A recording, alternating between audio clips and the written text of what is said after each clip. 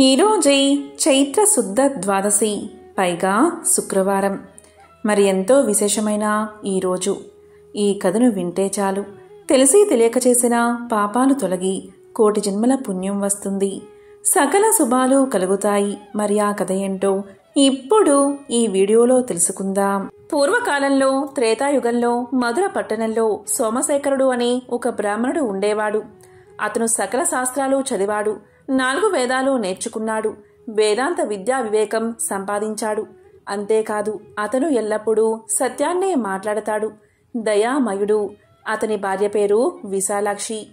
ఈమె ఎంతో మంచి ప్రవర్తన కలిగి ఉండేది. శీలవతి, గుణవతి, మహాపతివ్రత. ఎల్లప్పుడూ భర్తనే దైవంగా భావించి పూజించేది. వారి దాంపత్యం చూసేవారికి కన్నుల పండుగగా ఉండేది. వీరు శ్రీ మహావిష్ణువును ఎంతో భక్తి శ్రద్ధలతో పూజించేవారు. ఇంటికి వచ్చిన అతిథి అభ్యాగతులకు చక్కగా సత్కారం చేసి భోజనం పెట్టి పంపేవారు. వారి గృహం భూలోక స్వర్గంలా ఉండేది. ఈ విధంగా వీరు ఆనందంగా కాలాన్ని గడుపుతూ ఉన్నారు. ఒకరోజు ఆ బ్రాహ్మణ దంపతులు మోక్షాన్ని పొందగోరి గంగాయాత్రకు పోవాలని నిర్ణయించుకుని అలా ప్రయాణమైపోయి అక్కడ కాశీ విశ్వేశ్వరుణ్ణి దర్శించుకుని కొన్ని రోజులు అక్కడ నివసించి పవిత్రమైన గంగా జలాన్ని తీసుకుని తిరుగు ప్రయాణాన్ని మొదలుపెట్టారు. ఆ దంపతులు తిరుగు ప్రయాణంలో వస్తూ ఉండగా మార్గమధ్యలో వారికి ఒక పురుషుడు కనిపించాడు. అతను ఒక పశ్చిమ దేశస్థుడు. అతని పేరు రత్నాకరుడు. వ్యాపార నిమిత్తమై సరుకులను ఎడ్ల బండిపై ఎక్కించుకుని పోతున్నాడు. అప్పుడు ఒక ఎద్దు అధిక బరువు వల్ల నడవలేక నిల్చుని ఉంది. అంతటా రత్నాకరుడు తన నౌకరుల్లో ఒకడైన కాలకల్పుణ్ణి చూసి ఎద్దును అదిలించమని హెచ్చరించాడు. అంతటా కాలకల్పుడు తన చేతిలో ఉన్న కర్రతో దాన్ని బలంగా కొట్టాడు. అప్పుడు ఆ ఎద్దు గింజుకుని తాళ్లు తెంపుకుని తన్ను కొట్టిన కాలకల్పుణ్ణి పొడిచింది. సూది మొనలాగా ఉన్న దాని కొమ్ము కాలకల్పుడి డొక్కలో గుచ్చుకుని వెంటనే భూమి మీద పడి గిరగిలా తన్నుకుని మరణ వేదనతో కాలకల్పుడు అరుస్తున్నాడు. అలా అరుస్తున్న కాలకల్పుణ్ణి ఈ బ్రాహ్మణ దంపతులు చూశారు. వెంటనే సోమశేఖరుడు అతని బాధను చూడలేక అతని దగ్గరకు వెళ్లి తన కలశంలో ఉన్న గంగాజలం కొంత అతని నోట్లో పోసి ఇంతకు ముందు విష్ణు పూజకు ఉపయోగించిన తులసీ దళాన్ని అతనిపై వేశాడు. ఇక విష్ణునామాన్ని అతడికి వినపడేలా జపించసాగాడు. కొంతసేపటికి కాలకల్పుడు మరణించాడు. ఇక కాలకల్పుడి మరణానికి ఆ దంపతులు విచారించి ముందుకు సాగిపోయారు. వారు అలా కొంత దూరం పోయేసరికి మరొక భయంకర దృశ్యం వారికి కనిపించింది. అది ఏంటి అంటే వారి ఎదుట భీకర ఆకారాలతో కొందరు భటులు కనిపించారు. వారిలో కొందరికి కాళ్ళు పెరికి ఉన్నాయి, కొందరికి చేతులు తెగి ఉన్నాయి, కొందరికి ముక్కులు తెగి ఉన్నాయి. వారి ఆకారాలు భీకరంగా ఉన్నాయి. సోమశేఖరుడు భయపడక వారి దగ్గరకు వెళ్ళి, అయ్యా, మీరు ఎవరు? మీకు ఈ అవస్థ ఎలా కలిగింది? దీనికి కారణం ఎవరు? మీ చరిత్ర చెప్పండి అని కోరాడు. ఇక అందులో కొందరు బ్రాహ్మణుని చూసి ఇలా పలికారు, అయ్యా, మేము ఒకరి ప్రాణం తీయడానికి భూమి మీదకు వచ్చాం. అతను మహాపాపి, ఎన్నో పాపాలు చేశాడు. చివరకు నోరులేని ఒక ఎద్దును కర్రతో గట్టిగా కొట్టాడు. అతని పేరే కాలకల్పుడు. అతన్ని శిక్షించడానికి యమధర్మరాజు ఆజ్ఞను అనుసరించి అతన్ని తీసుకుపోతున్నాం. అలా తీసుకుపోతున్న మమ్మల్ని విష్ణుదూతలు అడ్డగించి అతన్ని మేమే తీసుకుపోతాము అని గర్జించారు. అంతట మేము వారితో ఇలా అన్నాము, ఓ విష్ణుదూతలారా, వీడు మహాపాపి, మేము ఇతన్ని వదిలిపెట్టం అని పలికాము. దానికి విష్ణుదూతలు, ఓ యమదూతలారా, వీడు ఏం పాపం చేశాడో చెప్పండి అని అడిగారు. దానికి మేము, వీడు చేసిన పాపాలు ఇవి అని చెప్పడానికి వీలుపడదు, కానీ వీడు అన్ని రకాల పాపాలు చేసిన మహాపాపి అని చెప్పాము. దానికి విష్ణుదూతలు ఇలా పలికారు, చేసి ఉండవచ్చు, కానీ ఇతన్ని మీరు ఎలా తీసుకుపోతారు అని అడిగారు. దానికి మేము, వీడు చేసిన పాపాలకి తగిన శిక్ష విధించడానికి మా ప్రభువు ఆజ్ఞ ప్రకారం తీసుకుని పోతున్నాము అని సమాధానం చెప్పాము. దానికి విష్ణుదూతలు, ఇతను ఒక్క పుణ్యకార్యమైనా చెయ్యలేదా అని అడిగారు. దానికి మేము చెయ్యలేదు అని సమాధానం చెప్పాం. దానికి విష్ణుదూతలు మాతో ఇలా అన్నారు, మీరు బాగా ఆలోచించండి. ఇతను చనిపోయే సమయంలో ఒక బ్రాహ్మణుడు ఇతని నోట్లో పవిత్రమైన గంగాజలం పోశాడు. తులసి దళాన్ని ఇతనిపై ఉంచాడు. అంతేకాదు ఇతను వినేటట్లు శ్రీమన్నారాయణ్ణి ఉచ్చరించాడు. ఇదే అతను చేసుకున్న మిక్కిలి పుణ్యం. ఇంతకన్నా మించిన పుణ్యం మరేదీ లేదు. అందువల్ల మా ప్రభువైన విష్ణుమూర్తి ఇతన్ని విమానంపై ఎక్కించుకుని తీసుకురమ్మని మమ్మల్ని ఆజ్ఞాపించారు. అదిగో విమానం చూడండి, కాబట్టి మీరు ఇక పొండి అన్నారు. కాని మేము వారితో ఇలా పలికాము, ఇంత మాత్రానికే ఇతన్ని విడుస్తామా? ఇతన్ని తీసుకురమ్మని మా ప్రభువైన యమధర్మరాజు ఆజ్ఞాపించాడు. ఆ మాటలను మేము అతిక్రమించలేము అన్నాము. దానికి విష్ణుదూతలు, సరే అయితే యుద్ధానికి సిద్ధం కండి. మిమ్మల్ని ఓడించి శ్రీ మహావిష్ణువు యొక్క ఆజ్ఞను నెరవేరుస్తాము అని చెప్పారు. ఆ విధంగా వారికి మాకు భీకర యుద్ధం జరిగింది. కాని వారందరూ మహాసూరులు. అందువల్ల మా అందరినీ క్షణాల్లో ఓడించి మమ్మల్ని అంగవైకుల్యులుగా చేసి అతన్ని పుష్పక విమానంపై ఎక్కించుకుని వైకుంఠానికి తీసుకుపోయారు. వారి వల్ల ఇలా దెబ్బలు తిన్నామని, ఇలా జరిగిందని సోమశేఖరుడికి వివరించి తిరిగి వారి లోకాలకు వెళ్లిపోయారు. వారు వెళ్లిపోయాక ఆ బ్రాహ్మణ దంపతులు ఇలా అనుకున్నారు, ఆహా, గంగాజలం ఎంత గొప్పది! ఒక మహాపాపిని పవిత్ర గంగాజలం పుణ్యాత్ముణ్ణి చేసింది కదా. ఎప్పుడో ఒకప్పుడు తాగినంత మాత్రానే సమస్త పాపాలు తొలగిపోతుంటే ఇంకా కలకాలం ఇక్కడే ఉండి గంగాస్నానాన్ని ఆచరించి గంగాజలాన్ని తాగుతూ ఉంటే ఇంకా ఎంతటి భాగ్యం కలుగుతుందో కదా అనుకుని ఇక అక్కడే స్థిర నివాసాన్ని ఏర్పాటు చేసుకుని నిత్యము గంగాస్నానం చేస్తూ కాశీ విశ్వేశ్వరుని పూజిస్తూ అతిథులను ఎప్పటిలాగే ఆదరిస్తూ మంచి జీవితాన్ని గడిపారు. చివరకు వారిద్దరూ మోక్షాన్ని పొందారు. కాబట్టి జన్మ అంటే ఆ బ్రాహ్మణ దంపతులు జీవించినట్లు జీవించాలి. గంగా స్నానం చేస్తూ గంగాజలాన్ని సేవించడం వల్ల సకల శుభాలు కలుగుతాయి. దానికి ఈ కథే ప్రత్యక్ష ఉదాహరణ. ఎంతో పవిత్రమైన విశేషమైన ఈ కథను విన్నా, చదివినా, చెప్పినా, వినిపించినా జన్మల పాపాలు తొలగి కోటి జన్మల పుణ్యం వస్తుంది. సకల శుభాలు కలుగుతాయి. అంబరీషోపాఖ్యానం. పూర్వం అంబరీషుడు అనే రాజు ఉండేవాడు. అతడు పరమ భాగవోత్తముడు, ద్వాదశి వ్రతప్రియుడు. అంబరీషుడు ప్రతి ద్వాదశి రోజు తప్పకుండా వ్రతాన్ని చేస్తూ ఉండేవాడు. ఒక ద్వాదశి నాడు ద్వాదశి గడియలు స్వల్పంగా ఉన్నాయి. అందువల్ల ఆ రోజు పెందలకడినే వ్రతాన్ని ముగించి బ్రాహ్మణ సమారాధన చెయ్యదలిచి సిద్ధంగా ఉన్నాడు. అదే సమయానికి అక్కడకు కోప స్వభావుడైన దూర్వాసుడు వచ్చాడు. అంబరీషుడు ఆ మున్ని గౌరవించి ద్వాదశి గడియల్లో పారాయణ చెయ్యాలి కాబట్టి త్వరగా స్నానానికి వెళ్లి రమ్మని కోరాడు. దూర్వాసుడు అందుకు అంగీకరించి సమీపంలో ఉన్న నదికి స్నానానికై వెళ్లాడు. అంబరీషుడు ఎంతసేపు వేచి ఉన్నా దూర్వాసుడు రాలేదు. ద్వాదశి గడియలు దాటిపోతున్నాయి.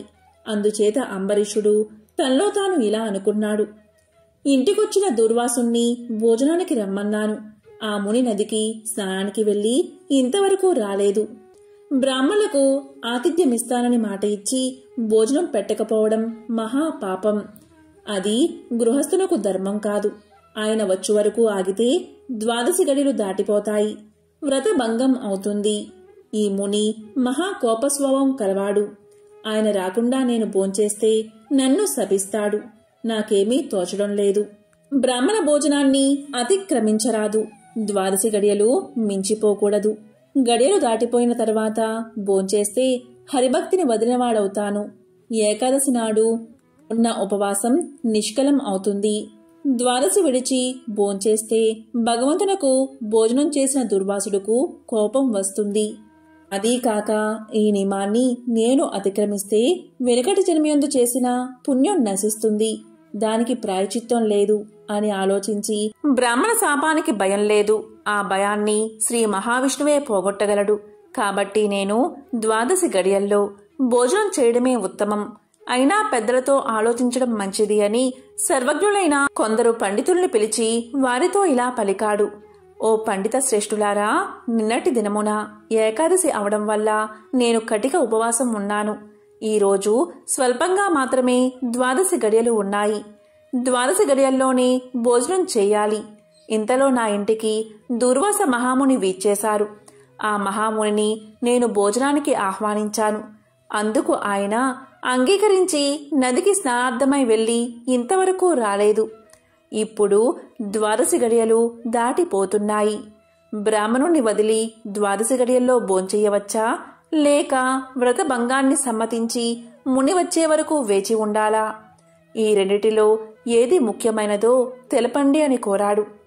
అంతటా ఆ ధర్మజ్ఞులైన పండితులు ధర్మశాస్త్రాలు పరిశోధించి విమర్శ ప్రతివిమర్శలు చేసుకుని దీర్ఘంగా ఆలోచించి ఇలా పలికారు: మహారాజా, సమస్త ప్రాణికోటిలా గర్భకుహ్రమందు జఠరాగ్ని రూపమున రహస్యంగా ఉన్న అగ్నిదేవుడు ఆకలిని పుట్టించి ప్రాణుడు భుజించిన చతుర్విధ అన్నమును పచనం గావించి దేహేంద్రియాదులకు శక్తిని ఇస్తున్నాడు. ప్రాణవాయువు సహాయంతో జఠరాగ్ని ప్రజ్వరిల్లుతుంది. అది చెలరేగిన క్షుద్బాధ దప్పిక కలుగుతుంది. ఆ తపము చల్లార్చాలి అంటే అన్నము నీరు పుచ్చుకుని శాంతపరచాలి. శరీరానికి శక్తి కలగజేసేవాడు అగ్నిదేవుడు. దేవతలందరికంటే అధికుడై దేవపూజ్యుడు అయ్యాడు. ఆ అగ్నిదేవుణ్ణి అందరూ సదా పూజించాలి. గృహస్థు ఇంటికి వచ్చిన అతిథి కడజాతి వాడైనా భోజనం పెడతానని చెప్పి వానికి పెట్టకుండా తినరాదు. అందులోనూ వేదాంగ విద్యా విశారదుడు మహాతపస్సాలి సదాచార సంపన్నుడు అయిన దూర్వాస మహాముని భోజనానికి పిలిచి అతనికి పెట్టకుండా తాను భోంచేయడం వల్ల మహాపాపాలు కలుగుతాయి. అందువల్ల ఆయుక్షీణం కలుగుతుంది. దూర్వాసుడంతటి వాణ్ణి అవమానం చేస్తే పాపం సంప్రాప్తమవుతుంది అని విశదపరిచారు. అంబరీష, పూర్వజన్మలో కించిత్ పాప విశేషం వల్ల నీకీ అనర్థం వచ్చింది. నీ బుద్ధిచే దీర్ఘంగా ఆలోచించి నీకు ఎలా అనిపిస్తుందో అలాగే చెయ్యి. ఇక మాకు సెలవు ఇప్పించు అని పండితులు పలికారు. అంతా అంబరీషుడు ఇలా అన్నాడు: ఓ పండితోత్తములారా, నా నిశ్చిత అభిప్రాయాన్ని ఆలకించి వెళ్ళండి. ద్వాదశి నిష్టను విడవడం కన్నా విప్రశాపం అధికమైంది కాదు. జలపానం చేయడం వల్ల బ్రాహ్మణుణ్ణి అవమానపరచడం కాదు, ద్వాదశిని విడవడమూ కాదు. అప్పుడు దూర్వాసుడు నన్ను ఎలా నిందిస్తాడు? నిందించడు. మొదట పుణ్యఫలం నశించదు కాబట్టి జలపానం చేసి ఊరుకుంటాను అని వారి ఎదుటే జలపానం చేశాడు. అంబరీషుడు జలపానం చేసిన మరుక్షణమే దూర్వాసుడు స్నాన జపాదులు పూర్తి చేసుకుని అక్కడికి వచ్చాడు. వచ్చిన వెంటనే ఆ ముని మహారౌద్రాకారుడై కళ్ళ వెంట నిప్పులు కక్కుతూ ఇలా అన్నాడు: ఓరీ మదాంద, నన్ను భోజనానికి రమ్మని నేను రాకుండానే నువ్వు ఎలా భోంచేశావు? ఎంత దుర్మార్గము, ఎంత నిర్లక్ష్యము, ఎంతటి ధర్మ పరిత్యాగివి! అతిథికి అన్నం పెడతానని ఆశ చూపి పెట్టకుండా తాను తిన్నవాడు మలభక్షకుడు అవుతాడు. అలాంటి అధముడు మరుజన్మలో పురుగై పుడతాడు. నీవు భోజనానికి బదులు జలపానం చేశావు. అది భోజనంతో సమానమైనదే. నీవు అతిథిని విడిచి భోజనం చేశావు కాబట్టి నీవు నమ్మకద్రోహి అవుతావే కాని హరిభక్తుడివి ఎలా కాగలవు? శ్రీహరి బ్రాహ్మణ అవమానాన్ని సహించడు. నన్ను అవమానించడం శ్రీహరిని అవమానించడమే. నీవంటి హరినిందాపరుడు మరియొకడు లేడు. నీవు మహాభక్తుడవని అతి గర్వం కలవాడవై ఉన్నావు. ఆ గర్వంతోటే నీవు నన్ను భోజనానికి ఆహ్వానించి అవమానపరిచి నిర్లక్ష్యంగా జలపానం చేశావు. అంబరీష, నీవు ఎలా పవిత్ర రాజకుటుంబంలో పుట్టినావురా? నీ వంశం కలంకం కాలేదా అని కోపంతో నోటికి వచ్చినట్లు తిట్టాడు. అంబరీషుడు ముని కోపానికి గడగడా వణుకుతూ ముకులిత హస్తాలతో ఇలా అన్నాడు: మహానుభావా, నేను ధర్మహీనుడను. నా అజ్ఞానంచే నేనీ కార్యాన్ని చేశాను. నన్ను రక్షించండి. బ్రాహ్మణులకు శాంతే ప్రధానము. మీరు తపోధనులు, దయా దాక్షిణ్యాలు కలవారు కాబట్టి నన్ను కాపాడండి అని అతని పాదాలపై పడ్డాడు. దయాశూన్యుడైన దూర్వాసుడు అంబరీషుడి తలను తన ఎడమకాలితో తన్ని, దోషికి శాపం ఇయ్యకుండా ఉండరాదు. నీవు మొదటి జన్మలో చేపగాను, రెండవ జన్మలో తాబేలుగాను, మూడవ జన్మలో పందిగాను, నాలుగవ జన్మలో సింహంగాను, ఐదవ జన్మలో వామనుడిగాను, 6వ జన్మలో క్రూరుడువైన బ్రాహ్మణుడుగాను, 7వ జన్మలో మూఢుడువైన రాజుగాను, 8వ జన్మలో రాజ్యం కాని సింహాసనం కాని లేనట్టి రాజుగాను, 9వ జన్మలో పాషాండ మతస్థునిగాను, 10వ జన్మలో పాప బుద్ధి గల దయలేని బ్రాహ్మణుడుగాను పుట్టెదుగాక అని వెనుక ముందు ఆలోచించక శపించెను. ఇంకా కోపం తగ్గనందున మరలా శపించుటకు ఉద్యుక్తుడు అవుతుండగా శ్రీ మహావిష్ణువు బ్రాహ్మణ శాపం వృధా కాకూడదని తన భక్తునికి ఏ అపాయం కలగకుండా ఉండడానికి అంబరీషుని హృదయంలో ప్రవేశించి ఇలా పలికాడు. మునివర్యా, అలాగే మీ శాపాన్ని అనుభవిస్తాను అని ప్రాధేయపడ్డాడు. కాని దుర్వాసుడు ఇంకా కోపం పెంచుకుని శపించబోగా శ్రీమన్నారాయణుడు తన సుదర్శన చక్రాన్ని అడ్డు పెట్టెను. ఆ సుదర్శనం కోటి సూర్య ప్రభలతో అగ్నిజ్వాళ్లు కక్కుతూ దూర్వాసునిపై పడబోయింది. అంత దూర్వాసుడు ఆ చక్రం తనను మసిచేయనని తలంచి ప్రాణాలపై ఆశ కలిగి అక్కడ్నుండి బతుకు జీవుడా అని పరుగుపెట్టాడు. మహా తేజస్సుతో చక్రాయుధం దూర్వాసుని తరుముచూ ఉంది. దూర్వాసుడు తన్ను కాపాడమని భూలోకంలో ఉన్న మహాముళ్లను, దేవలోకానికి వెళ్లి దేవేంద్రుణ్ణి, బ్రహ్మలోకానికి వెళ్లి బ్రహ్మదేవుణ్ణి, కైలాసానికి వెళ్లి పరమేశ్వరుణ్ణి ఎంత ప్రార్థించినా వారు సైతం చక్రాయుధం బారి నుండి దూర్వాసుని కాపాడలేకపోయారు. ఆ విధంగా ముక్కోపి అయిన దూర్వాసుడు భూలోకము, భువర్లోకము, పాతాళలోకము, సత్యలోకాలకు తిరిగి తిరిగి అన్ని లోకాల్లోనూ తన్ను రక్షించేవారు లేకపోవడం వల్ల వైకుంఠంలో ఉన్న మహావిష్ణువు దగ్గరకు వెళ్లి ఇలా పలికాడు. వాసుదేవా, జగన్నాథ, శరణాగత రక్షణ బిరుదాంకిత, రక్షించుము. నీ భక్తుడైన అంబరీషునకు కీడు చెయ్యదలిచిన నేను బ్రాహ్మణుణ్ణి కాను. ముక్కోపినై మహా అపరాధం చేశాను. నీవు బ్రాహ్మణ ప్రియుడవు. బ్రాహ్మణుడైన భృగు మహర్షి నీ యురంపై తన్నినను సహించావు. ఆ కాలిగుర్తు నేటికిని నీ వక్షస్థలమందున్నది. ప్రశాంత మనస్కుడివై అతన్ని రక్షించినట్లే కోపంతో నీ భక్తునికి శాపమిచ్చినా నన్ను కూడా రక్షించుము. శ్రీహరి, నీ చక్రాయుధం నన్ను చంపవస్తున్నది అని దూర్వాసుడు శ్రీమన్నారాయణ్ణి పరిపరి విధాలా ప్రార్థించాడు. ఆ విధంగా దూర్వాసుడు అహంకారాన్ని వదిలి తనను ప్రార్థించడం చూసి శ్రీహరి చిరునవ్వు నవ్వి, దూర్వాసా, నీ మాటలు యథార్థాలు. నీ వంటి తపోధనులు నాకు అత్యంత ప్రియులు. నీవు బ్రాహ్మణ రూపమున పుట్టిన రుద్రుడవు. నిన్ను చూసిన వారు 3 లోకాలయందు భయపడకుండా ఉంటారా? నేను త్రికరణులచే బ్రాహ్మణులకు మాత్రం ఎట్టి హింస కలిగించను. ప్రతి యుగమందున గో, దేవ, బ్రాహ్మణ, సాధు జనులకు సంభవించే ఆపదలను పోగొట్టడానికి ఆయా పరిస్థితులకు తగిన రూపాలు ధరించి దుష్ట శిక్షణ, శిష్ట రక్షణ చేస్తాను. నీవు అకారణంగా అంబరీషుణ్ణి శపించావు. నేను శత్రువుకైనను మనోవాకాయాలందు కూడా కీడు తలపెట్టను. ఈ ప్రపంచమందు కల ప్రాణి సమూహము నా రూపంగానే చూస్తాను. అంబరీషుడు ధర్మయుక్తంగా ప్రజాపాలన చేస్తూ ఉన్నాడు. కాని అటువంటి నా భక్తుణ్ణి నీవు అనేక విధాలా దూషించావు. నీ ఎడమ పాదంతో తన్నావు. అతని ఇంటికి నీవు అతిథివై వచ్చి కూడా నేను వేలకు రాని ఎడలా 12 గడియలు దాటకుండా భుజించమని అంబరీషుడుకు చెప్పలేకపోయావు. అతడు వ్రతభంగానికి భయపడి నీ రాకకై చూసి జలపానం మాత్రమే చేశాడు. అంతకంటే అతడు అపరాధం ఏమి చేశాడు? చాతుర్వర్ణాల వారికి భోజన నిషిద్ధ దినాలయందు కూడా జలపానం దాహ శాంతికి పవిత్రతకు చెయ్యదగిందే కదా. జలపానం చేసినంత మాత్రమున నా భక్తుణ్ణి దూషించి శపించావు. అతడు వ్రతభంగానికి భయపడి జలపానం చేసినాడు కాని నిన్ను అవమానించుటకు చెయ్యలేదే. నీవు మండిపడుతున్నా బతిమాలి నిన్ను శాంతింప చేయడానికే చూశాడు. ఎంత బ్రతిమాలినా నీవు శాంతించనందున నన్ను శరణు వేడుకున్నాడు.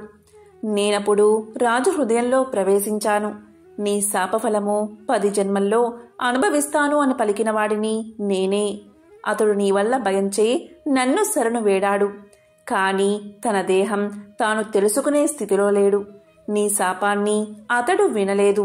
అంబరీషుడు నా భక్త కోటిలో శ్రేష్ఠుడు, నిరపరాధి, దయాశాలి, ధర్మ తత్పరుడు. అటువంటి వాడిని అకారణంగా దూషించావు. అతన్ని నిష్కారణంగా శపించావు. విచారించకు. ఆ శాపాన్ని లోకోపకారానికై నేనే అనుభవిస్తాను.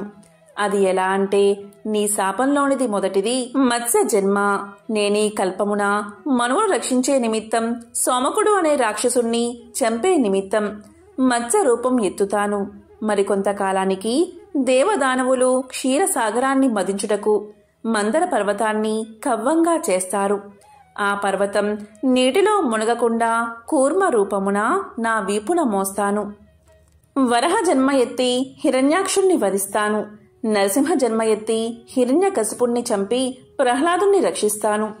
బలిచే స్వర్గం నుండి పారద్రోలబడిన ఇంద్రుడకు తిరిగి స్వర్గాన్ని అప్పగించడానికి వామన రూపమెత్తి బలిచక్రవర్తిని పాతాళ లోకానికి తొక్కేస్తాను. భూభారాన్ని తగ్గించడానికై క్షత్రియులను చంప బ్రాహ్మణునై జన్మించి భూభారాన్ని తగ్గిస్తాను. లోకకంటకుడైన రావణుణ్ణి చంపి లోకోపకారం చేయడానికి రఘువంశమున రాముడై జన్మిస్తాను. తరువాత యదువంశమున కృష్ణుడిగా, కలియుగమున బుద్ధుడిగా, కలియుగాంతమున విష్ణు చిత్తుడను విప్రుడి ఇంట కల్కి అనే పేరుతో జన్మించి గుర్రాన్ని ఎక్కి తిరుగుతూ బ్రహ్మద్వేషులందరినీ మట్టు పెడతాను. నీవు అంబరీషుడికి శాపరూపమును ఇచ్చిన 10 జన్మలు ఈ విధంగా పూర్తి చేస్తాను. ఈ విధంగా నా దశావతారాలను సదా స్మరించే వారికి సమస్త పాపాలు హరింపచేసి వైకుంఠ ప్రాప్తిని నొసంగుతాను. ఇది ముమ్మాటికి తథ్యము. ఓ దుర్వాసముని, నీవు అంబరీషుణ్ణి శపించిన విధంగా ఆ 10 జన్మలు నాకు సంతోషకరమైనవే. నేను అవతారాలు ఎత్తడం కష్టం కాదు. నీవు తపస్సాలివి. నీ మాటలకు విలువ ఇవ్వాలి. కాబట్టి అందుకే నేను అంగీకరించాను. బ్రాహ్మణుల మాట అసత్యమైతే వారికి గౌరవం ఉండదు. ఇటు భక్తులను కాపాడడం, అటు బ్రాహ్మణుల మాట తప్పకుండా ఉండడం నా కర్తవ్యం. నీవు అంబరీషుని ఇంట భోంచేయకుండా వచ్చినందుకు అతడు ఎంతో బాధపడి బ్రాహ్మణ పరివృతుడై ప్రాయోపవేశం మొనర్చాడు. ఆ కారణం వల్ల విష్ణు చక్రం నిన్ను బాధించాలి అనుకుంది. ప్రజారక్షణమే రాజధర్మం కాని ప్రజాపీడనం కాదు. ఒక బ్రాహ్మణుడు దుష్టుడైతే వాణ్ణి జ్ఞానులకు బ్రాహ్మణులే శిక్షించాలి. ఒక విప్రుడు పాపి అయితే మరొక విప్రుడే దండించాలి. ధనుర్బాణాలు ధరించి ముష్కరుడై యుద్ధానికి వచ్చిన బ్రాహ్మణుని తప్ప మరెవరిని ఎప్పుడూ దండించకూడదు. బ్రాహ్మణ యువకుడిని దండించుట కంటే పాతకం లేదు. విప్రుణ్ణి హింసించువాడు, హింసింప చేసేవాడు బ్రాహ్మణ హంతకులని న్యాయశాస్త్రాలు ఘోషిస్తున్నాయి. బ్రాహ్మణుణ్ణి సిగబట్టి లాగినవాడు, కాలితో తన్నినవాడు, విప్రద్రవ్యాన్ని హరించేవాడు, బ్రాహ్మణుణ్ణి గ్రామం నుండి తరిమినవాడు, విప్ర పరిత్యాగం చేసినవాడు బ్రహ్మహంతకులే అవుతారు. కాబట్టి ఓ దుర్వాస మహర్షి, అంబరీషుడు నీ గురించి తపస్సాలియు విప్రోత్తమును అయిన దుర్వాసుడు నా మూలాన ప్రాణ సంకటం పొందుతున్నా. అయ్యో, నేను బ్రాహ్మణ హంతకుడిని అయ్యానే అని పరితాపం పొందుతున్నాడు. కాబట్టి నీవు వేగమే అంబరీషుని దగ్గరకు వెళ్ళు. అందువల్ల మీ ఇద్దరికీ శాంతి కలుగుతుంది అని విష్ణువు దూర్వాసుడికి నచ్చచెప్పి అంబరీషుని వద్దకు పంపాడు. అలా దూర్వాసుడు శ్రీమన్నారాయణుడి దగ్గర సెలవు తీసుకుని తన్ను వెన్నంటి తరుముతున్న విష్ణు చక్రాన్ని చూసి భయపడుతూ తిరిగి మళ్లీ భూలోకానికి వచ్చి అంబరీషుని దగ్గరకు వెళ్లి, అంబరీషా, ధర్మ పాలక, నా తప్పు క్షమించి నన్ను రక్షించు. నీకు నా పైగల అనురాగంతో ద్వాదశి పారాయణకు ఆహ్వానించావు. కాని నిన్ను కష్టాల పాలు చేసి వ్రతభంగం చేయించి నీ పుణ్యఫలాన్ని నాశనం చెయ్యాలి అనుకున్నాను. కాని నా దుర్బుద్ధి నన్నే వెంటాడి నా ప్రాణాలు తీయడానికి సిద్ధమైనది. నేను విష్ణువు దగ్గరకు వెళ్లి ఆ విష్ణు చక్రం వల్ల ఆపద నుండి రక్షించమని ప్రార్థించాను. ఆ పురాణ పురుషుడు నాకు జ్ఞానోపదేశం చేసి నీ వద్దకు వెళ్ళమని చెప్పాడు. కాబట్టి నీవే నాకు శరణ్యము. నేను ఎంతటి తపస్సాలినైనను, ఎంత నిష్ఠ గలవాడైనను నీ నిష్కలంక భక్తి ముందు ఏవీ పనిచెయ్యలేదు. నన్నీ విపత్తు నుండి కాపాడు అని అనేక విధాలా ప్రార్థించగా అంబరీషుడు శ్రీమన్నారాయణుణ్ణి ధ్యానించి, ఓ సుదర్శన చక్రమా, నీకివే నా మనఃపూర్వక వందనాలు. ఈ దూర్వాస మహాముని తెలిసో తెలియకో తొందరపాటుగా ఈ కష్టాలు కొని తెచ్చుకున్నాడు. అయినా ఇతడు బ్రాహ్మణుడు కాబట్టి ఇతన్ని చంపకూడదు. ఒకవేళ నీ కర్తవ్యాన్ని నిర్వహించాలి అనుకుంటున్నావేమో. ముందు నన్ను చంపి తర్వాత దుర్వాసుని చంపు. నీవు శ్రీమన్నారాయణుడి ఆయుధానివి. నేను ఆ శ్రీమన్నారాయణుడి భక్తుడను. నాకు ఆ శ్రీమన్నారాయణుడే ఇలవేల్పు, దైవము. నీవు శ్రీహరి చేతిలో నుండి అనేక యుద్ధాలలో అనేక మంది లోకకంటుకులను చంపితివి, కాని శరణు కోరిన వారిని ఇంతవరకు చంపలేదు. అందువల్లే ఈ దుర్వాసుడు ముల్లోకాలు తిరిగినా ఇతన్ని వెంటాడుతూనే ఉన్నావు, కాని చంపడం లేదు. దేవా, సురాసురాది భూతకోటి అన్నియు ఒక్కటిగా ఏకమైనను నిన్నేమీ చెయ్యజాలవు. నీ శక్తికి ఏ విధమైన అడ్డూ లేదు. ఈ విషయం లోకమంతటికీ తెలుసును. అయినా మునిపుంగవునికి ఏ అపాయమూ కలగకుండా రక్షించమని ప్రార్థిస్తున్నాను. నీ యందు ఆ శ్రీమన్నారాయణుడి శక్తి ఈమెడి ఉన్నది. నిన్ను వేడుకుంటున్న నన్ను శరణు వేడిన ఈ దుర్వాసుని రక్షించుము అని అనేక విధాలా స్తుతించడం వల్ల అతి రౌద్రాకారంతో నిప్పులు గక్కుతున్న విష్ణు చక్రాయుధం అంబరీషుడి ప్రార్థనలకు శాంతించి, ఓ భక్తాగ్రేశ్వర అంబరీష, నీ భక్తిని పరీక్షించడానికే ఈ విధంగా చేశాను, కాని వేరేలా కాదు.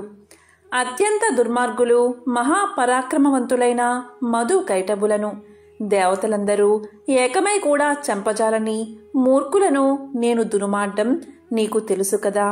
ఈ లోకంలో దుష్ట శిక్షణ శిష్ట రక్షణకై శ్రీహరి నన్ను వినియోగించి ముల్లోకాల యందు ధర్మాన్ని స్థాపిస్తూ ఉంటాడు. ఇది అందరికీ తెలిసిన విషయమే. ముక్కోపి అయిన దుర్వాసుడు నీపై పగబూని నీ వ్రతాన్ని నాశనం చేసి నానా ఇక్కట్లు పెట్టాలి అని కన్ను ఎర్రజేసి నీ మీద చూపిన రౌద్రాన్ని నేను తిలకించాను. నిరపరాధివగు నిన్ను రక్షించి ఈ ముని గర్వం అణచాలని తరుముతున్నాను. ఇతడు కూడా సామాన్యుడు కాదు. ఇతను రుద్రాంశ సంభూతుడు, బ్రహ్మ తేజస్సు కలవాడు, మహా తపస్సాలి. రుద్రతేజము భూలోక వాసులందరినీ చంపగలదు, కాని శక్తిలో నాకంటే ఎక్కువేమీ కాదు. సృష్టికర్త అయిన బ్రహ్మ తేజస్సు కంటే, కైలాసపతియగు మహేశ్వరుని తేజస్సు కంటే ఎక్కువైన శ్రీహరి తేజస్సుతో నిండి ఉన్న నాతో రుద్ర తేజస్సు గల దుర్వాసుడు కాని, క్షత్రియ తేజస్సు గల నీవు కాని తులతూగరు. నన్ను ఎదుర్కోలేరు. తనకన్నా ఎదుటివాడు బలవంతుడై ఉన్నప్పుడు అతనితో సంధి చేసుకోవడం ఉత్తమం. ఈ నీతిని ఆచరించేవారు ఎటువంటి విపత్తుల నుండైనా తప్పించుకోగలరు. ఇంతవరకు జరిగిందంతా విస్మరించి శరణార్థే వచ్చిన ఆ దుర్వాసుని గౌరవించి నీ ధర్మం నీవు నిర్వహించు అని చక్రాయుధం పలికింది. అంబరీషుడు ఆ మాటలు విని, నేను దేవ, గో, బ్రాహ్మణాదుల యందు స్త్రీల యందు గౌరవం కలవాడిని. నా రాజ్యంలో సర్వజనులు సుఖంగా ఉండాలి అనే అభిలాష కలవాడిని. శరణు కోరిన ఈ దుర్వాసుని నన్ను కరుణించి రక్షించు.